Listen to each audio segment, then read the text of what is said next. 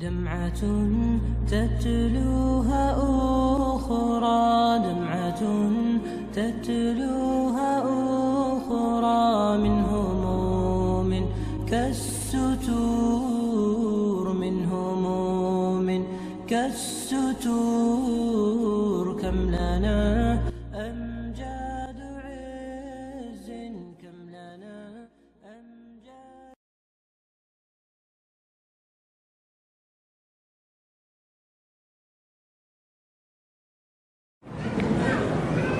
Assalamualaikum warahmatullahi wabarakatuh.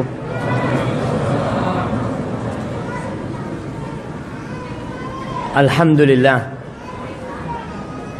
alladzi bi ni'matihi tatimmus shalihat. Segala puji bagi Allah Jalla Jalaluh yang karena nikmatnya kebaikan-kebaikan menjadi sempurna, yang karena rahmatnya kita bisa hidup dengan mulia.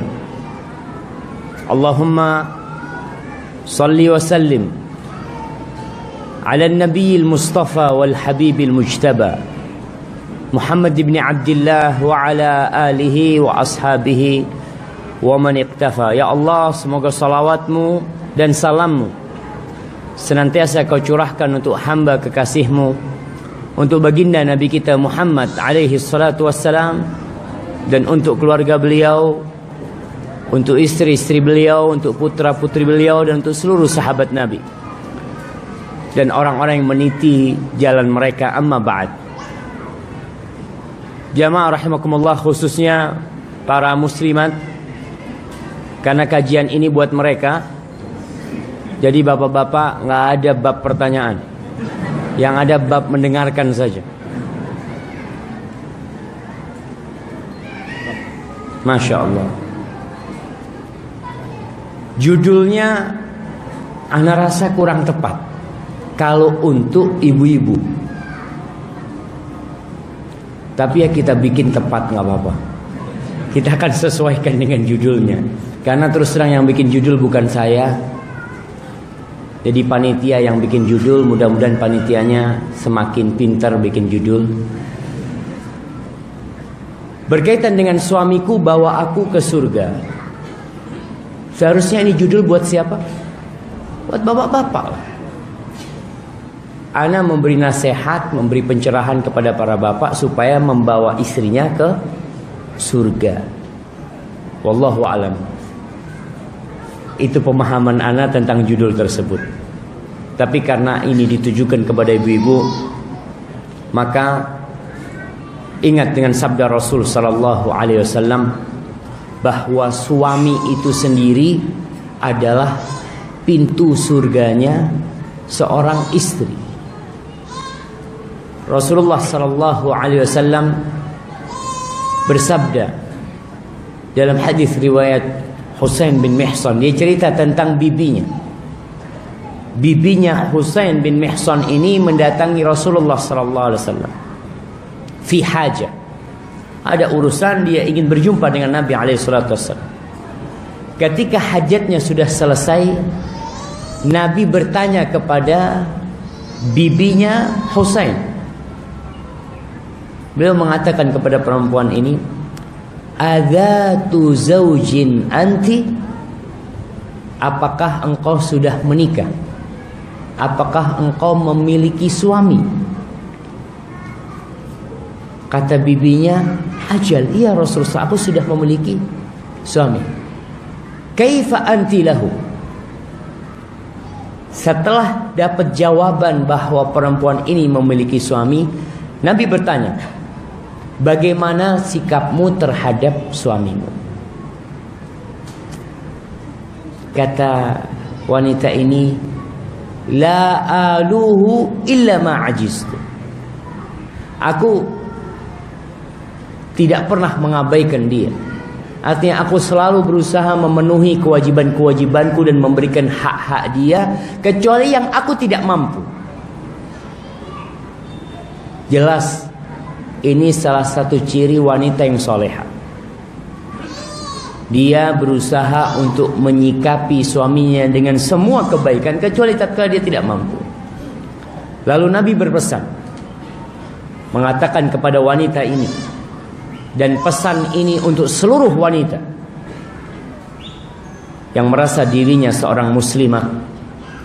Dengarkan hadis ini seakan-akan engkau mendengar dari Rasulullah sallallahu alaihi wasallam. Beliau mengatakan, unduri aina anti minhu fa innama huwa jannatuki aw naruki. Kau lihat bagaimana engkau dengan dia. Sesungguhnya suamimu itu adalah surgamu dan nerakamu.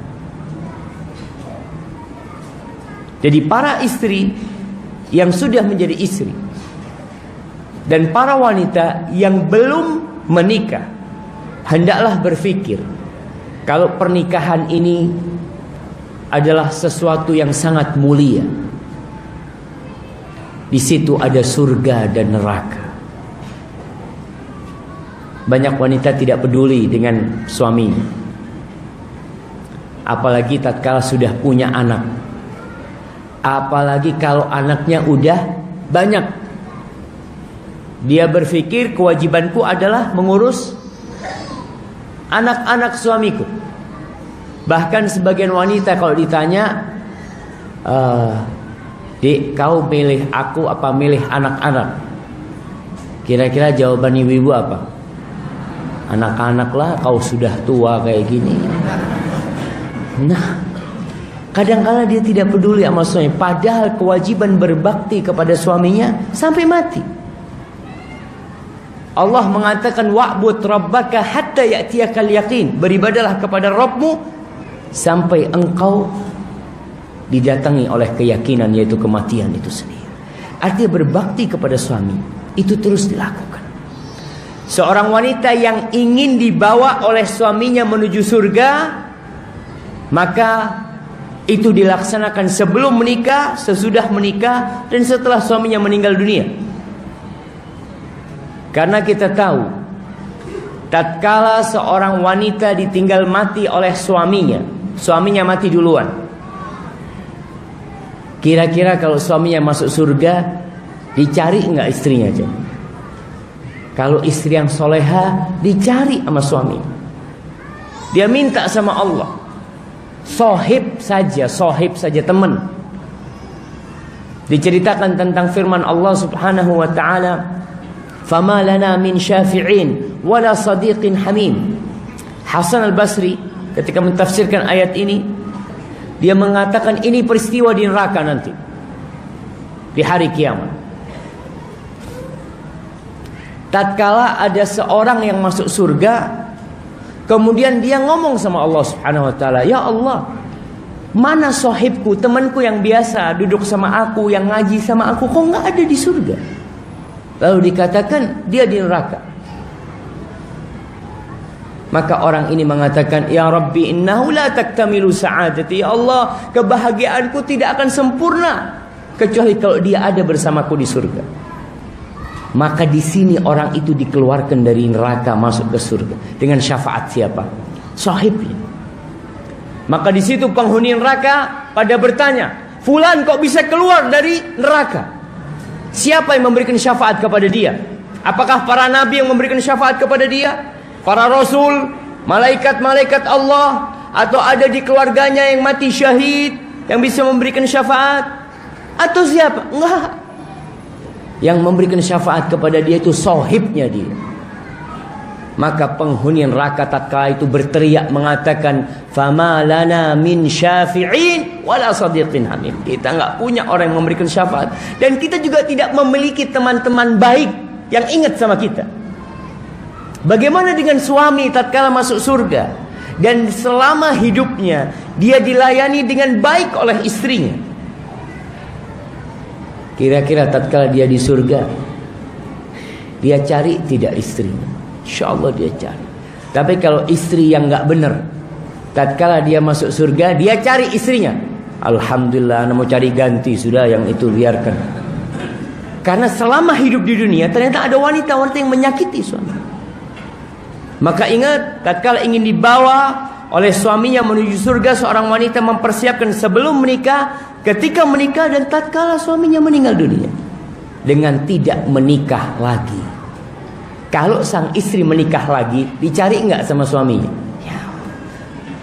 Tidak, karena wanita itu bersama suami yang terakhir. Siapa suami dia terakhir, insya Allah akan bersama dia. Baik, berkaitan dengan sebelum menikah, dan ini yang penting sebenarnya.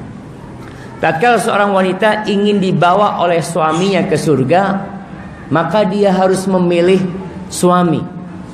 Suami yang kayak apa yang bisa membawa ke surga? Banyak wanita-wanita yang dizalimi oleh suaminya karena memang kesalahan dia memilih itu suami. Tadi malam ada seorang teman di Pekalongan cerita, Ustaz, dulu ana waktu kuliah ada teman perempuan, Masya Allah, cantik, orangnya putih, tinggi, macam-macam, sudah pokoknya anaknya pinter. Lalu perempuan ini mengatakan, aku nggak akan menikah dari suku ini. Dia mengatakan dari sukunya dia, karena aku nanti jadi pembantu mungkin kalau nikah dari suku itu. Aku mau cari orang lain. Subhanallah. Ya, dia menikah dengan orang lain, dengan suku bukan dari suku dia. Dia menikah dengan lelaki yang kaya, subhanallah, setiap hari ditampar itu wanita dengan suaminya. Dia lupa dengan kriteria-kriteria calon suami yang membawa ke surga. Dia pikir kehidupan ini selesai begitu saja. Lah. Makanya Rasul sallallahu alaihi wasallam yang diutus rahmatan lil alamin, karena kasih sayang beliau kepada para wanita secara khusus. Ana izin minum dulu jamaah.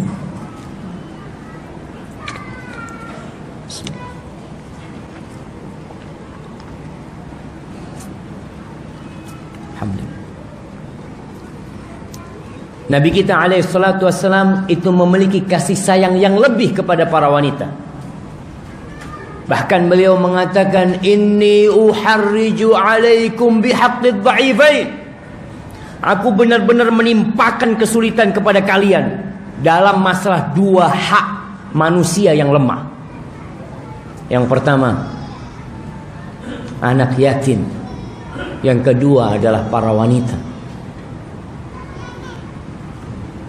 Di antara bentuk kasih sayang Nabi kepada para wanita, Nabi kita sallallahu alaihi wasallam berkata, "Idza ja'akum man tardawna dinahu wa khuluquhu fa'ankihu."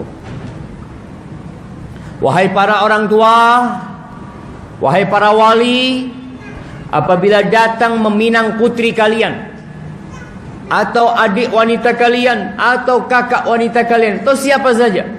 Karena ingat, wanita tidak bisa menikahkan dirinya sendiri. Dia butuh wali. Maka Nabi mengatakan ini kepada para wali. Bila datang seorang lelaki meminang, yang menjadi tanggung jawab kalian, tardawna dinahu wa khuluquhu, yang kalian riba dengan agama dan akhlaknya, nikahkan. Jadi Nabi alaihissalatu wassalam menjelaskan ini bentuk kasih sayang. Nabi tahu dengan bagaimana kehidupan rumah tangga. Maka Rasul SAW mengatakan dua kriteria. Para wanita ingat, kalau ingin dibawa oleh suaminya menuju ke surga, maka dua kriteria itu tolong diperhatikan. Yang pertama, agama.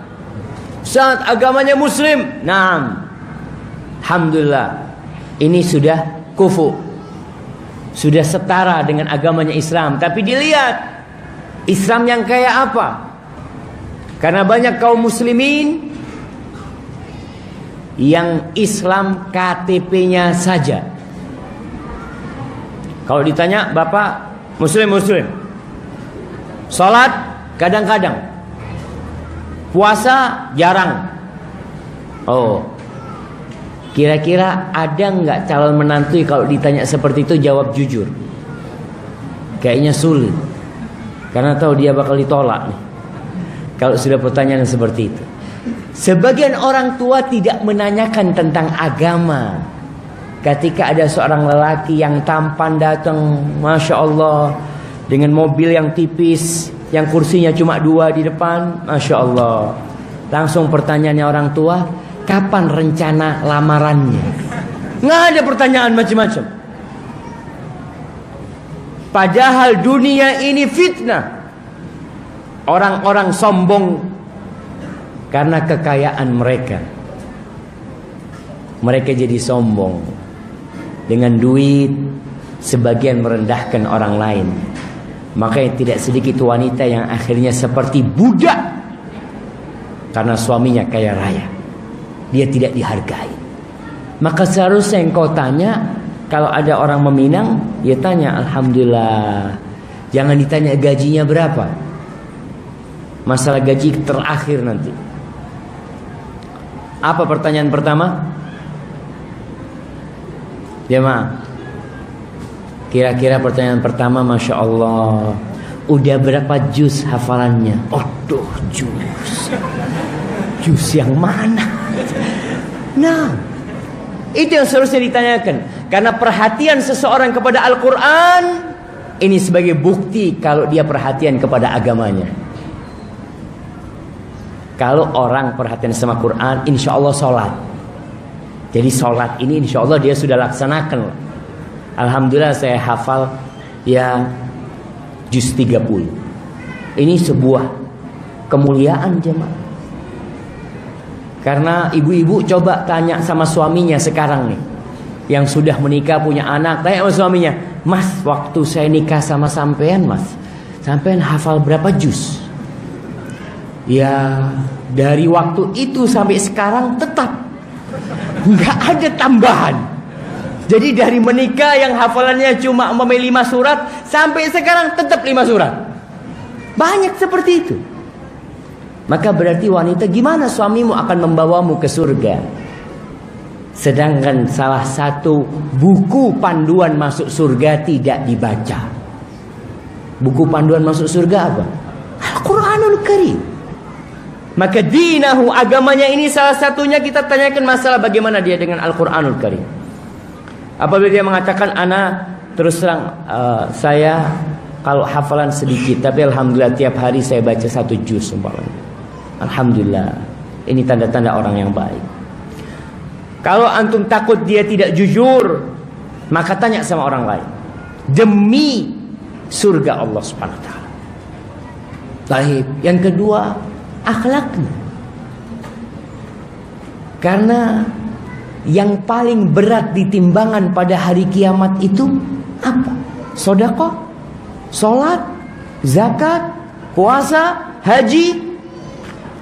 Kata Nabi SAW, "Athqalu ma fil mizan husnul khuluq." Yang paling berat di timbangan pada hari kiamat itu adalah akhlak yang mulia. Setelah agama hablum minallahnya baik, nih akhlak yang mulia. Jangan sampai ada orang-orang yang hablum minallahnya baik pada hari kiamat bangkrut gara-gara akhlaknya buruk. Ketika ditimbang, sholatnya macam-macam dengan akhlak buruknya, jumplang gara-gara akhlak buruknya. Tuh para wanita ingat dengan hadis Nabi SAW tentang seorang wanita yang taqumul lail, sholat malam, puasa sunnah, sedekah, tapi kalau ngomong pedes, suka nyakitin tetangganya. Kata Nabi alaihi salatu wassalam, hiya finnar, ini perempuan di neraka tempatnya. Maka masalah akhlak jangan diremehkan. Maka para wanita tatkala hendak menikah, perhatikan apa yang disabdakan oleh Nabi alaihi salatu wassalam, masalah agama dan masalah akhlak. Wa illa, Nabi alaihi salatu wassalam menjelaskan bahwasanya hidup ini pilihan, dan kalian pun bebas memilih pasangan hidup kalian. Tapi kalau kalian nggak mau, kata Nabi SAW, takun fitnatun fil ardi wa fasadun arid. Akan terjadi fitnah di muka bumi ini, akan terjadi kekacauan di muka bumi ini, dan akan terjadi kerusakan yang besar sekali. Gara-gara tadi engkau tidak memperhatikan masalah akhlak dan agama. Dan itu pilihan. Para sahabat akhirnya mengatakan, ya Rasulullah, in kana fi, Ya Rasulullah, gimana kalau orang ini tadi secara akhlak Masya Allah mulia, secara agama jangan ditanya, cuma sayangnya ya agak hitam sedikit dia. Mungkin. Atau miskin. Dia sih bagus semuanya, cuma penghasilannya kayaknya tidak cukup untuk menghidupi anak-anak. Allahu Akbar. Allah berpesan, iyakunu fuqara yughnihumullah min fadli. Kalau mereka orang yang fakir, mereka orang yang tidak mampu, Allah yang akan mencukupi mereka. Allah, bukan mertuanya, bukan presiden, bukan gubernur, tapi Allah yang akan mencukupinya. Di sini jemaah, Allah Jalla Jalaluh bisa menjadikan tuh menantu yang kaya dalam sehari jatuh miskin.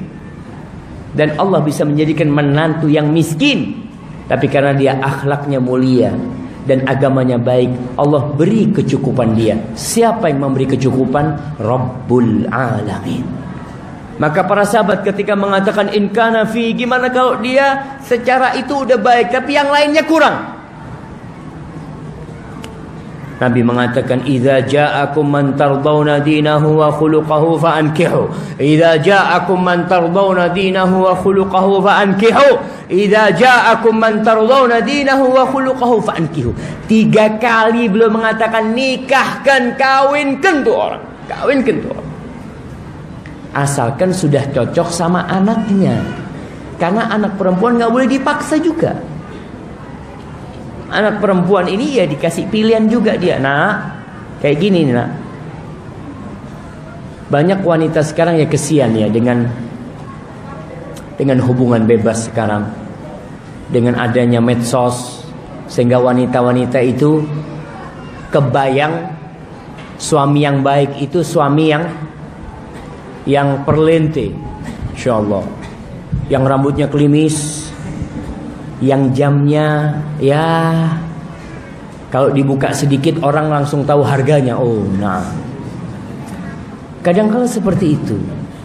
Dia lihat sahib-sahibnya, Allah jamaah, banyak wanita-wanita yang hidup merana gara-gara salah milih pasangan hidup. Bahkan anak pernah cerita, ada seorang wanita curhat di Malang. Dia cerita, Ustaz, anak punya suami, alhamdulillah anak udah tobat, Ustaz. Anak udah cerai sama suami anak yang pertama, anak udah nikah lagi, kata dia. Dia bawa anaknya. Ini anak anak, Ustaz, tolong dikasih nasihat. Terus terang salah didik bapak. Anak itu dipaksa nyabu sama suami anak. Dikunciin pintu, dipaksa untuk. Ya karena tadi dia memilih suami memang bukan yang agama dan akhlaknya baik. Kesalahan itu kesalahan dia dan terima. Resiko yang kata Nabi SAW akan terjadi kerusakan dan kekacauan, terima itu. Karena engkau yang memilih. Dan seorang wanita berhak menolak. Dan ini juga bermasalah dengan orang tua. Kadang-kala orang tuanya gak paham agama. Ketika dilihat yang meminang, aduh jenggoten, kata dia, itu orang tua sudah. Aduh nak, kau salah milih calon nak. Ini aliran apa ini? Ini aliran Sungai Brantas. Emangnya aliran-aliran sungai gitu. Nah, itu kadangkala si perempuan sudah cocok, sudah nerima, tapi masalahnya di siapa? Di keluarga, di orang tua. Bagaimana caranya? Ini kita mau masuk surga, ayah. Dan katakan kepada orang tuanya dengan santun, Masya Allah, ini gara-gara banyak bapak-bapak mendolimi ibu-ibu. Ana lihat dari tadi dimajukan.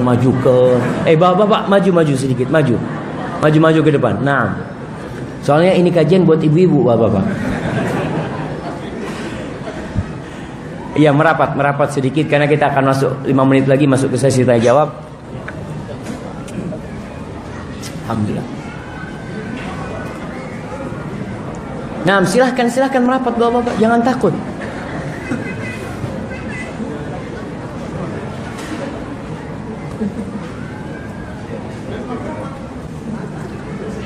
Baik, kita lanjutkan. Sampai mana kita jemaah? Nah, baik. Tadi kita bicara sebelum pernikahan. Kalau ingin dibawa suaminya ke surga, dari sebelum menikah sudah diperhatikan. Yang kedua, ketika pernikahan, maka seorang istri, terus terang banyak orang tua yang mendidik anaknya hanya untuk melayani suami zahirnya saja. Masa si anak dimasukkan SMK, sekolah menengah kejuruan urusan